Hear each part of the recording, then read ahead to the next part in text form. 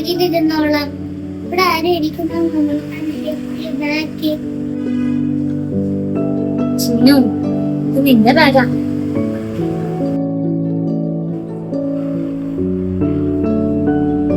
ഇഷ്ടായോ? ഒരുപാട് ഇഷ്ടം.